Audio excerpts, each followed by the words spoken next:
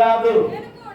నేను కూడా ఇశ్రాయేలీయులను అబ్రహాము సంతానమందరి బెన్యామీను గోత్రమునందు పుట్టిన వాళ్ళను తాను ముందెరిగిన తన ప్రజలను దేవుడు విసర్జింపలేదు.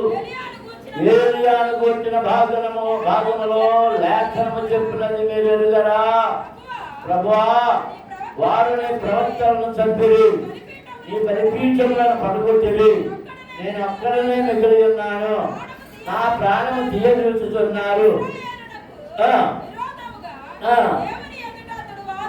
వాదించుతున్నాడు. అయితే దేవుడికి అతనితో ఏమి చెప్పుతున్నది? బయలునకు మోకాళ్ళలోనని 7,000 మంది పురుషులను నేను శేషముగా ఉంచుకొని ఉన్నాను.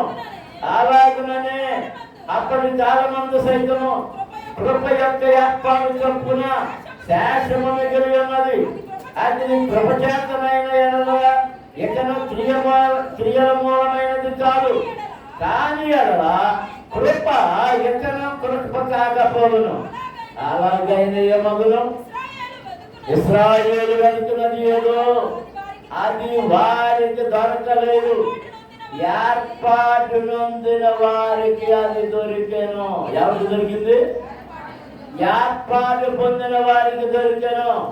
తక్కిన వారు కఠిన చిత్తులై ఎందు విషయమై నేటి వరకు దేవుడు వారికి నిద్రమత్తుగల మనస్సును, చూడలేని కన్నులను, వినలేని చెవులను ఇచ్చి ఉన్నాడని రాయబడి ఉన్నది.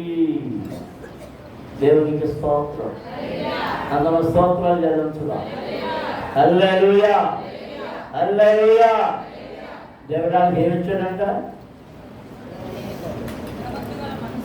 ఎంత ధన్యులు, ఎంత ధన్యులు! నిద్రమత్తు గల మనస్సు. తీసుకెళ్ళా ఏ మనస్సు? నిద్రమత్తు గల మనస్సు. ఆ మనసు ఏంటంటే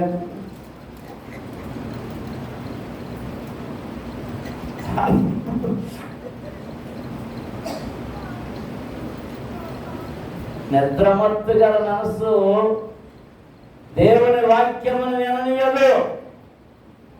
దండిస్తుందా?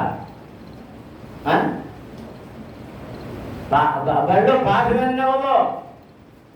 మంచి మాట, మంచి బుద్ధి వాక్యం ఎవడని చెప్తే విననివ్వదు. ఎన్నద్దరా మావహ ఎన్నో ఎమగనపడతారు.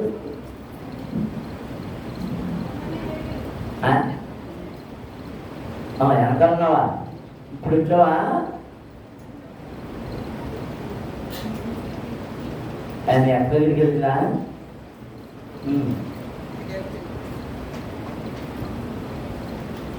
నిద్రమత్తు గల మనస్సు. రెండోది ఇంకోటి ఏంటంట?